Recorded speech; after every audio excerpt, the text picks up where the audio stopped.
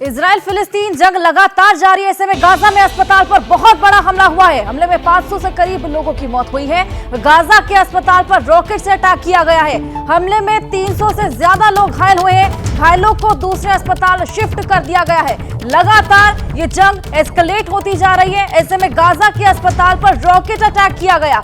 आपको बताएं कि हमले में 300 से ज्यादा लोग घायल हुए हैं। हालांकि घायलों को दूसरे अस्पताल में शिफ्ट कर दिया गया है। इलाज लगातार जारी है, लेकिन हमले में करीब 500 के करीब लोगों की मौत हुई है। बड़ा आंकड़ा, बहुत बड़ा हमला अस्पताल पर यहां पर गाजा में हुआ है। हमले में आपको बताएं 500 के करीब लोगों की मौत हुई है। गाजा के अस्पताल पर यह रॉकेट अटैक किया गया। अस्पताल को निशाना बनाया गया है। यहां पर रॉकेट से अटैक किया गया है। गाजा में 300 से ज्यादा लोग घायल, साथ ही 500 लोगों की मौत। बहुत बड़ा आंकड़ा। अस्पताल पर यह अटैक किया गया है, जो कि रॉकेट से किया गया। गाजा के अस्पताल को यहां पर निशाना बनाया गया। तो हम देख रहे हैं किस तरीके से लगातार ये जंग एस्केलेट होती जा रही है। और इसी बीच गाजा के एक अस्पताल को निशाना बनाकर यहां पर रॉकेट अटैक किया गया, जिसमें 500 के करीब लोगों की मौत हो गई है।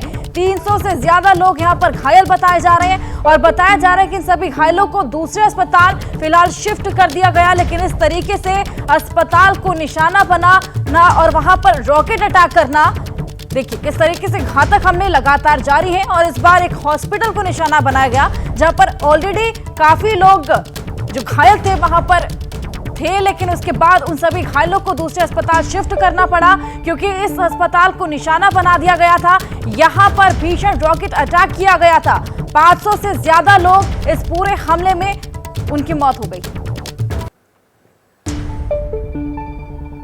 और वहीं गाजा के अस्पताल पर हमले को लेकर एक बड़ी खबर आपको दे दें। हमास का इजराइल पर हमले का आरोप है। ऐसे में इजराइल ने अस्पताल ये हमला किया। इजराइल ने कहा कि हमारा हमला ये इस्लामिक जिहाद ने किया है। हमले के पीछे हमास का ही हाथ है। इजराइल ये बोलता हुआ नजर आया। इस्लामिक जिहाद ने हाथ होने से हालांकि यहाँ पर इंकार कर दिया है, लेकिन इजराइल यहाँ पर इस हमले के पीछे हमास का ही हाथ बता रहा है। इजराइल ने कहा कि हमला इस्लामिक जिहाद ने किया। अस्पताल पर यह हमला हुआ। आपको बताएं कि 500 से ज्यादा लोगों की मौत हुई है इस हमले में। अस्पताल पर रॉकेट अटैक किया गया। इजराइल ने अस्पताल पर यह हमला किया। इजराइल का कहना है कि हमला इस्लामिक जिहाद ने किया है। हमले के पीछे हमास का ही हाथ है। हालांकि इस्लामिक जिहाद ने यहां पर इस पूरे हमले के पीछे हाथ होने से इंकार कर दिया।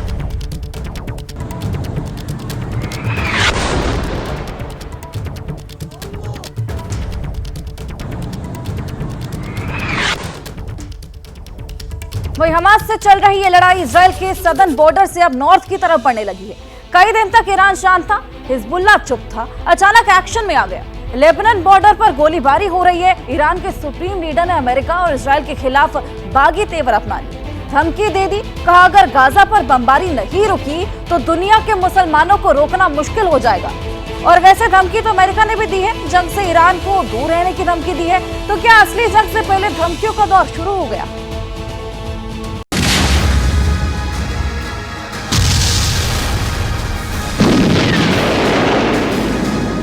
There's limited fighting already on the northern Israeli border, and I wonder what is your message to Hezbollah and its backer, Iran? Don't come across the border. Don't escalate this war. That's right. इससे ज्यादा साफ शब्दों में Iran और Hezbollah को और क्या धमकी होगी। अमेरिकी राष्ट्रपति बाइडेन ने दोनों को जंग से दूर रहने को कहा, युद्ध क्षेत्र में नहीं आने की चेतावनी दी। मगर हुआ क्या? बयान के 24 घंटे बाद ईरान का काउंटर स्टेटमेंट रिलीज हुआ। तेहरान में बैठे ईरान के supreme leader ayatollah Ali Khamenei ने इजराइल और अमेरिका को सख्त संदेश दिया। अगर इजराइल ने गाजा पर जुल्मों को बंद नहीं किया तो फिर रेजिस्टेंस फोर्स और दुनिया भर के मुसलमानों को कोई रोक नहीं पाएगा। उनका सब्र टूट जाएगा और फिर कोई उनके सामने टिक नहीं पाएगा। इन बयानबाजी का असर उत्तरी इजराइल बॉर्डर पर दिखाई दिया। हिजबुल्लाह और इजराइल फोर्स के बीच लिमिटेड वॉरफ्रंट खुल गया। इजरायली डिफेंस फोर्स ने दावा किया कि हिजबुल्लाह के आतंकवादियों ने बॉर्डर क्रॉस करने की कोशिश की, इसे नाकाम कर दिया गया। इससे पहले हिजबुल्लाह ने एक और वीडियो जारी की। कहा गया कि बॉर्डर पर इजराइल के सर्विलांस कैमरे को ध्वस्त कर दिया गया है।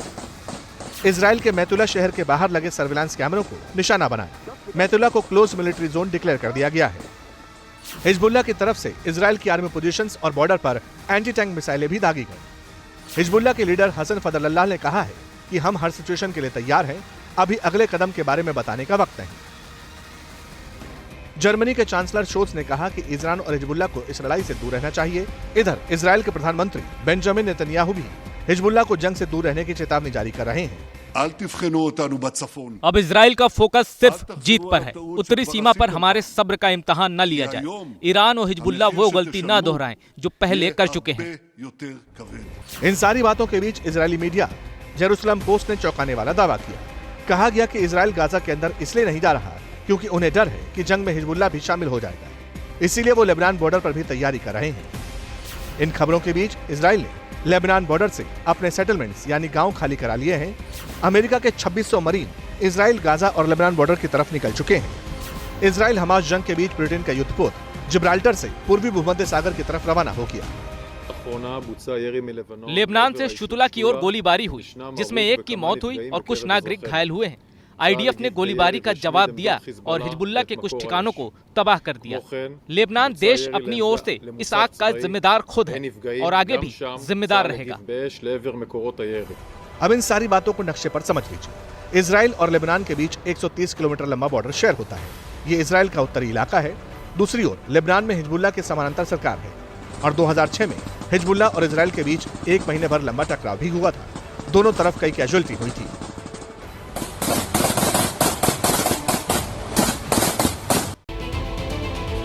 आपको याद होगा इसी तरह के बयान रूस यूक्रेन वॉर के बीच दिए जाते थे। अमेरिका कहता था रूस आगे बढ़ा तो अंजाम अच्छा नहीं होगा। पुतिन कहते थे अमेरिकी सैनिक वॉर जोन में आए तो जंग का दायरा बढ़ेगा, मगर नतीजा क्या निकला? वॉर जारी है और अब इसी तरह की बातें दोबारा होने लगी, मगर इस बार सिचुएशन अलग है। रूस और चीन अभी से ही साथ आ गए, फिलिस्तीन के सपोर्ट में है और अमेरिका के खिलाफ मिडिल की जंग सुपर पावर्स के वर्चस्व की लड़ाई बनने वाली है।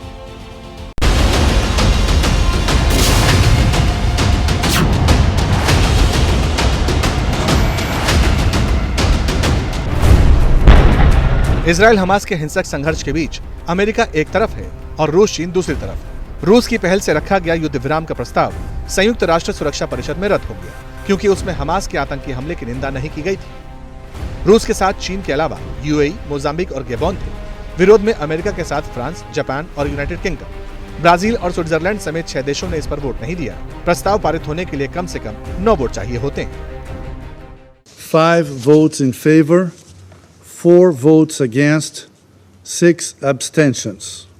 The draft resolution has not been adopted, having failed to obtain the required number of votes. इधर हमास के हमले के बाद आज 11वां दिन है। उधर अमेरिका के 2 एयरक्राफ्ट कैरियर इजराइल पहुंच गए। 24 घंटे बाद वॉर ड्रिल भी शुरू हो जाएगी। अमेरिका के फाइटर जेट्स भी मैदान जंग में उतरने को तैयार हैं। बड़ी बात यह है कि इन सारी तैयारियों के बीच 18 अक्टूबर को अमेरिकी राष्ट्रपति जो बाइडेन भी इजराइल की धरती पर कदम रखेंगे। जंग के बीच अमेरिकी राष्ट्रपति का दौरा अहम है। ये आगे की दशा और दिशा तय करेगा। बुधवार को प्रेसिडेंट बाइडेन भारतीय समय के मुताबिक सुबह 7:30 बजे तेल अवीव पहुंचेंगे। वहां 5 घंटे रुकेंगे। राष्ट्रपति बाइडेन इसके बाद जॉर्डन की राजधानी अम्मान जाएंगे। गाजा की सप्लाई लाइन और मानवीय त्रासदी पर चर्चा करेंगे। अमेरिका में इस बात की चर्चा जोरों पर है कि प्रेसिडेंट बाइडेन इजराइल के लिए अरबों डॉलर की आर्थिक मदद का ऐलान कर सकते हैं। अमेरिकी राष्ट्रपति का यह दौरा ऐसे वक्त हो रहा है जब इस जंग के 2 फ्रंट खुलने के संकेत पहले ही मिल चुके हैं। The President will reaffirm the United States' solidarity with Israel and our ironclad commitment to its security. President Biden will again make clear, as he's done unequivocally since Hamas's slaughter of more than 1,400 people, including at least 30 Americans, that Israel has the right. Biden के दौरा इसलिए भी अहम है क्योंकि अब भी तेल अवीव समेत इजराइल के कई इलाकों पर हमास के रॉकेट हमले जारी हैं। गाजा बॉर्डर के साथ साथ रहीम इलाके में, बैरी इलाके में और ऑफकीम में किस तरह से तमाम खेतों के अंदर इजरायली फोर्सेज ने जमावड़ा शुरू कर दिया है, ये आपको दिखाते हैं। ये देखिए आप, हर जगह टैंक और गाड़ियां दौड़ रहे हैं। गाजा के साथ साथ लगता है ये सारा इलाका जहां खेत हैं, यहां आर्मी के टैंक, कॉम्बैट वाहन, मिसाइल और आर्टिलरी गन्स खड़ी करने के लिए तैयारी की जा रही है। बड़ी डिफेंस लाइन तैयार कर दी है इजराइल फोर्सेज ने एक लंबे युद्ध की तैयारी के तौर पर। लेकिन बात सिर्फ अमेरिका तक सीमित नहीं है। इजराइल और हमास की जंग पर रूस और चीन की भी पैनी नजर है। जब बाइडेन इजराइल में होंगे तो दूसरी तरफ चीन और रूस भी नई रणनीति तैयार कर रहे होंगे। पुतिन तो बेल्ट एंड रोड फोरम की मीटिंग के लिए बीजिंग पहुंच भी गए। कहा जा रहा है कि जब बाइडेन तेल अवीव में नेतन्याहू से मुलाकात कर रहे होंगे, उसी दौरान रूस और चीन अपनी नो लिमिट वाली फ्रेंडशिप को नेक्स्ट लेवल तक पहुंचाएंगे। संभावना है कि इजराइल हमास युद्ध पर दोनों देश साझा बयान भी जारी कर सकते हैं।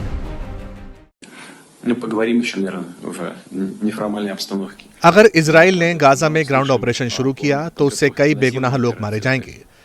जरूरी यह है कि इस वक्त इस खून खराबे को रोका जाए। इस जंग में फिलहाल क्या पोजीशन है, कौन किसके साथ है, ये समझना भी जरूरी है। पश्चिम को मिलाकर कुल 84 देश इजराइल के साथ हैं, वहीं मुस्लिम वर्ल्ड को मिलाकर 60 देश फिलिस्तीन का सपोर्ट कर रहे हैं। आबादी के लिहाज से देखें तो विश्व की 40% आबादी इजराइल, जबकि 43% फिलिस्तीन के पक्ष में खड़ी है। इजराइल को गोला बारूद पहुंचाने वालों में अमेरिका, ब्रिटेन, जर्मनी जैसे मुल्क शामिल हैं। वहीं फिलिस्तीन को ईरान से मदद मिलती है। अमेरिका ने अभी तक प्रमुखता से इजराइल का सपोर्ट किया है, तो दूसरी ओर रूस और चीन फिलिस्तीन को स्वतंत्र देश बनाने की वकालत कर रहे हैं। इजराइल का वजूद सही सलामत रहे, उसे ये गारंटी तो हासिल है। लेकिन फिलिस्तीनियों के बारे में कौन सोच रहा है? जो दर्द उन्होंने पीढ़ियों तक झेला, वो अब जारी नहीं रह सकता।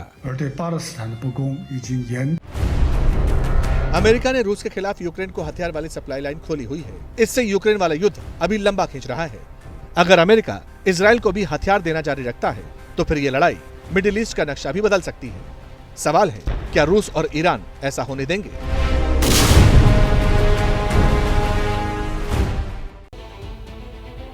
इजराइल के खिलाफ अगर मोर्चा बना है तो उसकी बड़ी वजह है गाजा पर हवाई हमले।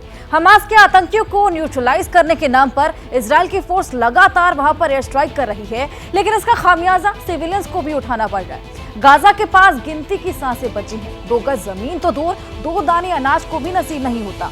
गाजा संघर्ष का समाधान कब निकालेगा, सबको इसी का इंतजार।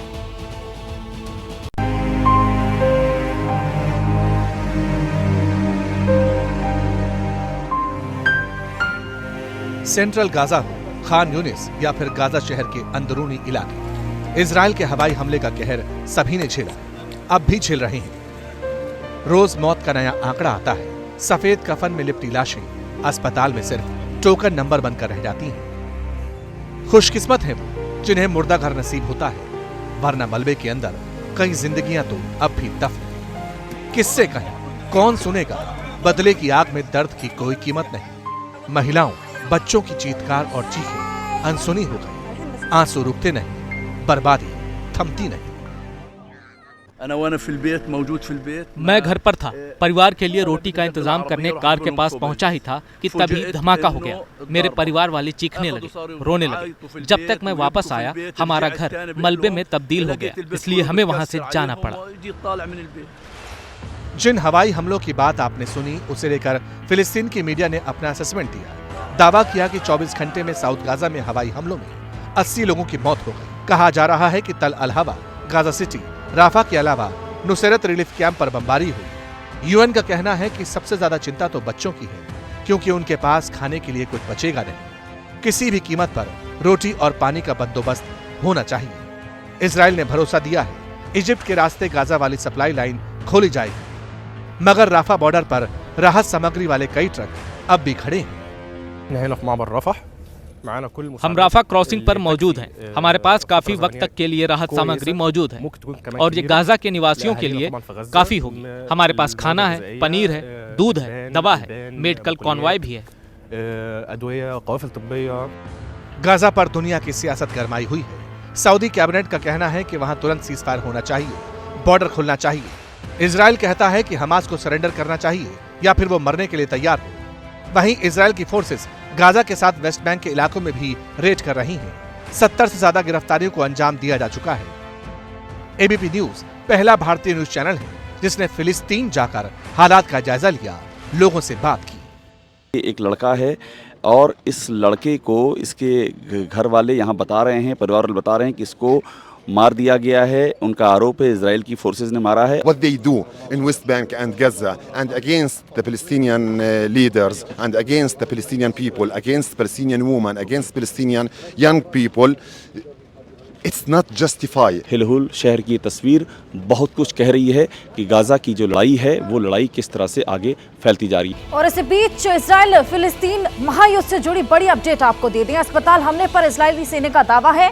वीडियो जारी कर इजराइल का दावा है। इजराइल दावा कर रहा है कि हमास का रॉकेट मिसफायर होने से यह धमाका हुआ। मिसफायर होने से अस्पताल पर यह रॉकेट गिरा और दावा किया जा रहा है कि अस्पताल पर हमास का ही रॉकेट गिरा है। तो ये बड़ा दावा यहां पर किया गया कि मिसफायर होने से अस्पताल पर एक रॉकेट गिरा। आपको बताएं कि गाजा पर अस्पताल पर रॉकेट अटैक किया गया जिसमें 500 से ज्यादा लोगों की मौत की खबर है। साथ ही 300 से ज्यादा लोग घायल हुए और बताया जा रहा है कि उन सभी को दूसरे अस्पताल शिफ्ट कर दिया गया है। और इजराइल यहां पर दावा कर रहा है कि हमास का रॉकेट मिसफायर हुआ जिसके चलते ये बड़ा धमाका यहां पर हुआ। मिसफायर होने की वजह से अस्पताल पर यह रॉकेट गिरा। साथ ही ये दावा किया जा रहा है कि अस्पताल पर हमास का ही रॉकेट गिरा। हमास का ही रॉकेट था जो कि मिसफायर हुआ जिसके बाद अस्पताल पर रॉकेट जाके गिरा जिसके बाद ये बड़ा धमाका हुआ।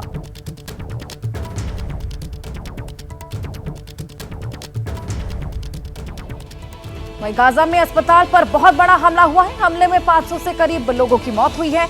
गाजा के अस्पताल पर यह रॉकेट अटैक हुआ है। हमले में 300 से ज्यादा लोग घायल हुए हैं। हालांकि घायलों को अब दूसरे अस्पताल शिफ्ट कर दिया गया है और बताया जा रहा है कि इजराइल लगातार यहां पर हमास पर इस रॉकेट अटैक को लेकर दावा बोल रहा है कि ये जो पूरा अटैक था वो हमास के द्वारा किया गया है। हमले में 500 के करीब लोगों की यहां पर मौत हुई है। बेहद बड़ा आंकड़ा, बेहद घातक हमला यहां पर हुआ है। 300 से ज्यादा लोग इसमें घायल हुए। हालांकि सभी घायलों को फिलहाल दूसरे अस्पताल शिफ्ट कर दिया गया। अस्पताल को गाजा पट्टी पर बने यहां पर निशाना बनाया गया। रॉकेट अटैक यहां पर किया गया है और बताया जा रहा है कि मिसफायर होने की वजह से हमास का ये जो रॉकेट था ये अस्पताल पर जाकर अटैक किया है और जिसके चलते 300 से ज्यादा लोग यहां पर घायल हो गए।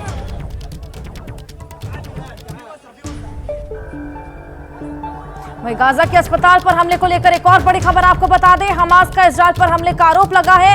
इजराइल ने अस्पताल पर हमला किया। इजराइल ने कहा कि हमला इस्लामिक जिहाद ने किया है। हमले के पीछे हमास का ही हाथ है। इजराइल बोलता हुआ नजर आया। इस्लामिक जिहाद ने हाथ होने से हालांकि यहां पर इंकार कर दिया है, लेकिन इजराइल का मानना है कि हमले के पीछे हमास का ही हाथ है।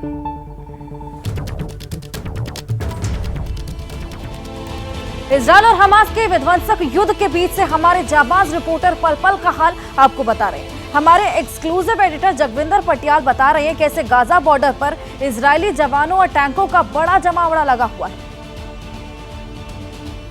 इजराइल सीमा पर गाजा पर हमले की पूरी तैयारी हो चुकी है। इस वक्त हम पहुंच चुके हैं गाजा बॉर्डर पर, जहां पर आर्मी के सभी टैंक तैनात हैं। मेरे पीछे की तस्वीरें आप देख सकते हैं किस तरह से गाजा पर हमले की, गाजा को नेस्तनाबूद करने की, गाजा पर कब्जा करने की तैयारी हो रही है। ये वो तमाम टैंक्स और कॉम्बैट व्हीकल्स यहां पर खड़े हैं जो सेना के गाजा बॉर्डर पर तैनात है। सबसे बड़ी छावनी है ये किबुत्स बेरी के पास, सबसे बड़ी छावनी बनाई गई है जहां से कूच किया जाना है गाजा को। एक्सक्लूसिव तस्वीरें आप देख रहे हैं एबीपी न्यूज पर, सीधी तस्वीरें गाजा बॉर्डर से।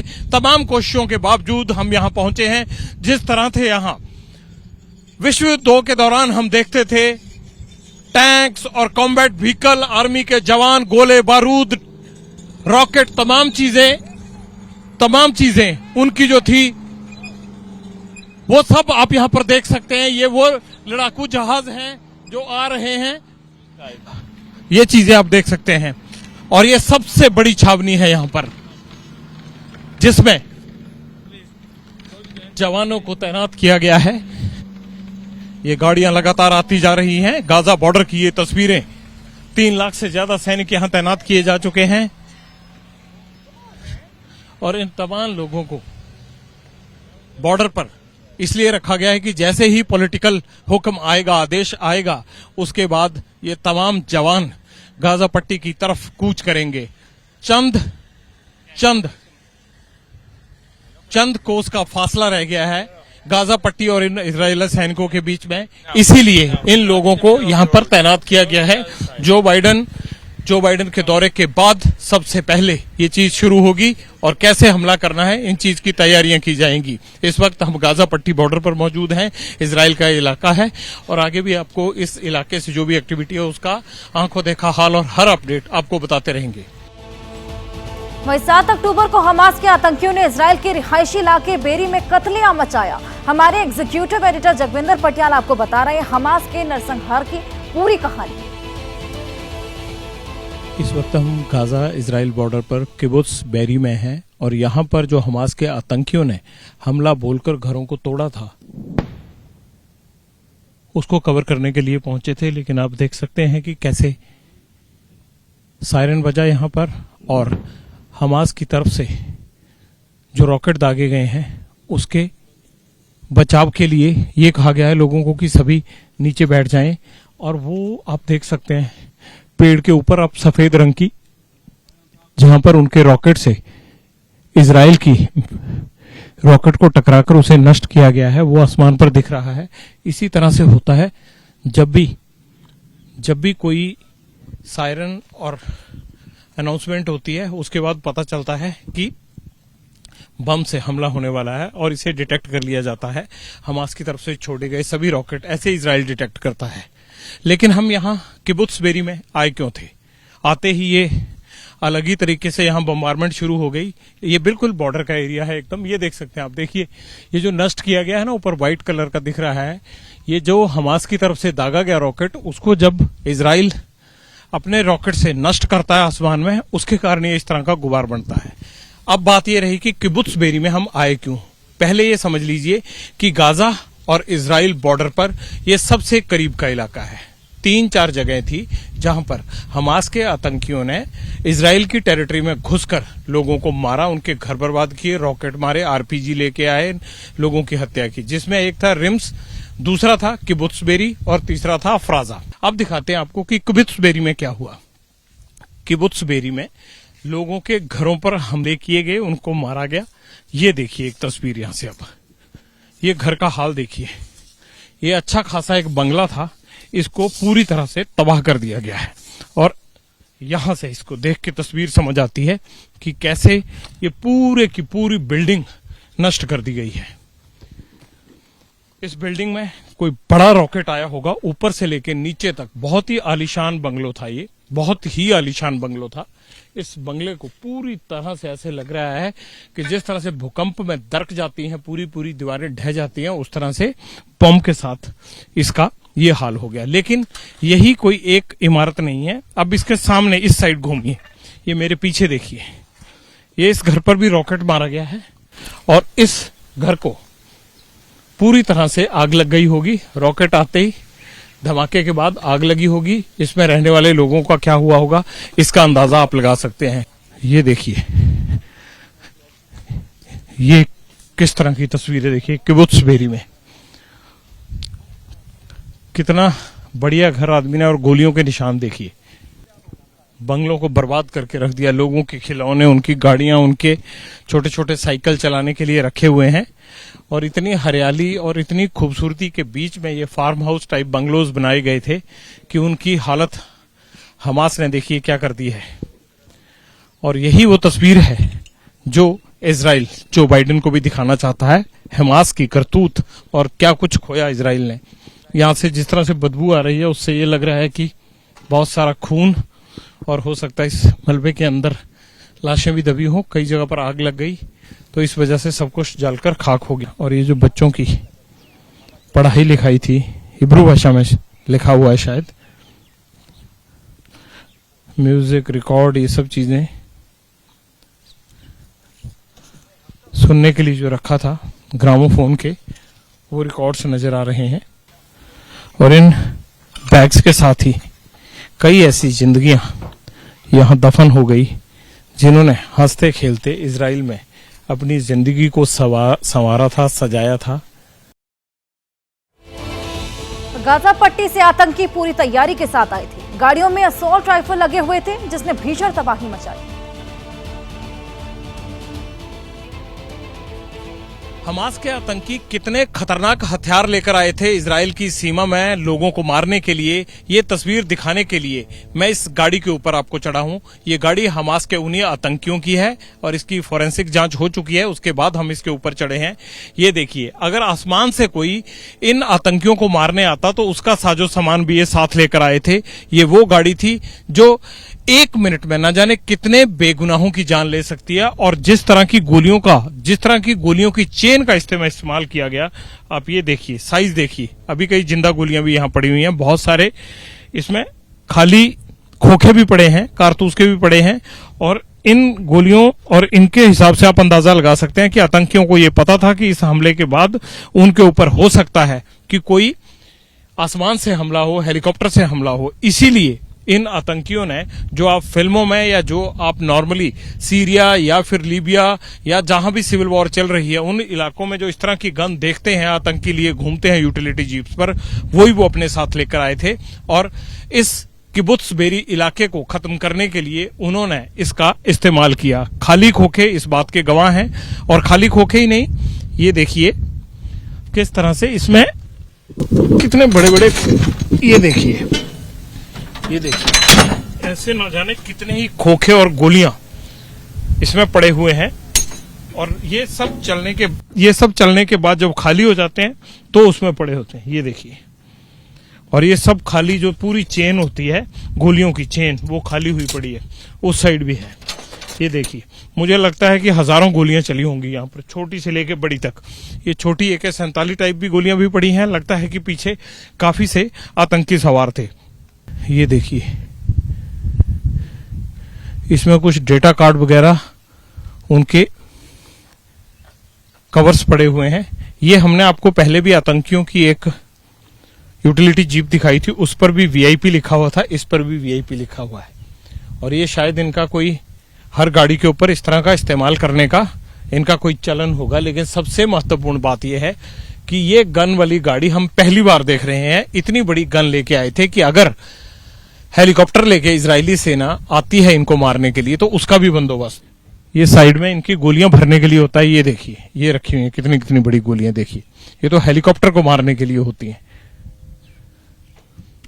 ये सबसे महत्वपूर्ण बात इसमें देखने को मिली है हमें एक। ये वो वाहन है जिस वाहन से आतंकियों ने आकर यहां अंधाधुंध फायरिंग की होगी। हमास को इजराइल ईंट का जवाब पत्थर से दे रहा है। उसने हमास को खत्म करने की कसम खाई है। अब जंग के बीच जिक्र व्हाइट फास्फोरस का होने लगा है। लेबनान कह रहा है कि इजराइल जंग में व्हाइट फास्फोरस का इस्तेमाल कर रहा है। इसे कन्वेंशनल वॉर में यूज करने पर बैन है। तो क्या वाकई वॉर में व्हाइट फास्फोरस की एंट्री हो चुकी है और ये कितना घातक है, इसका पूरा एक्सप्लेनर आपको दिखाते हैं।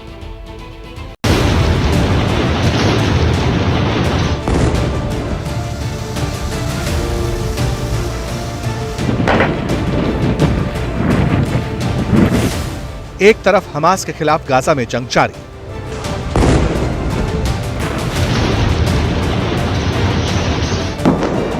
दूसरी तरफ सीरिया की सीमा में भी बमबारी।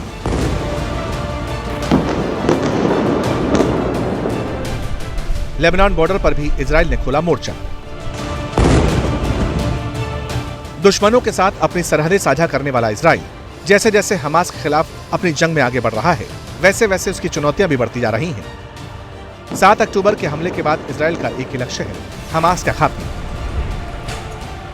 लेकिन हमास के सपोर्ट में आए लेबनान ने जंग के बीच इजराइल पर बड़ा इल्जाम लगा दिया। बताया कि लेबनान की सीमा में इजराइल कार्रवाई करके युद्ध के नियमों को तोड़ रहा है। इजराइल पर लेबनान ने व्हाइट फास्फोरस बम बरसाने के आरोप लगाए हैं। हालांकि इजरायली सेना ने इन आरोपों का खंडन कर दिया है।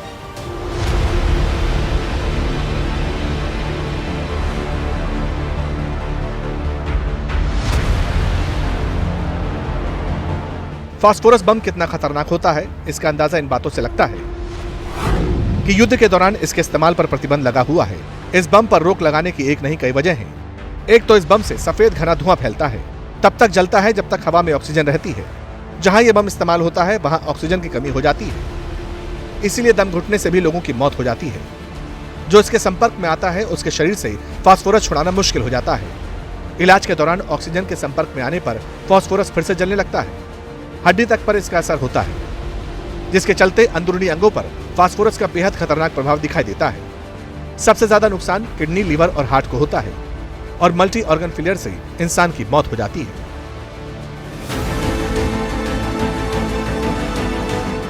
ये इल्जाम लगाने वाला लेबनान अकेला देश नहीं, फिलिस्तीन ने भी इजराइल पर फास्फोरस बम इस्तेमाल करने के आरोप लगाए हैं और गाजा में फिलिस्तीनियों पर प्रतिबंधित बम बरसाने की बात कही। Human Rights Watch has found that we have verified that there are 2 incidences that the Israeli military have used airbursts of artillery-fired white phosphorus, one in Gaza port city and the other on the Israel and Lebanon border. We are very, very concerned about this, obviously because of the impact that this will have on the civilian population, which in the case of, in particular, Gaza, but also on the border of Lebanon and Israel, is highly densely populated. Israel से पहले रूस पर इस प्रतिबंधित बम के इस्तेमाल का आरोप लग चुका है। यूक्रेन और रूस के बीच जारी युद्ध में यूक्रेन का आरोप था कि रूस ने रिहायशी इलाकों में फास्फोरस बम बरसाए, जबकि 1977 में ही जिनेवा कन्वेंशन में व्हाइट फास्फोरस के इस्तेमाल को लेकर सख्त नियम बनाए गए। आबादी वाले इलाकों में इसके इस्तेमाल पर रोक लगाते हुए फास्फोरस बम को रासायनिक हथियारों की श्रेणी में डाल दिया गया। बावजूद इसके आज भी इस बम का खुलेआम इस्तेमाल होता रहता है।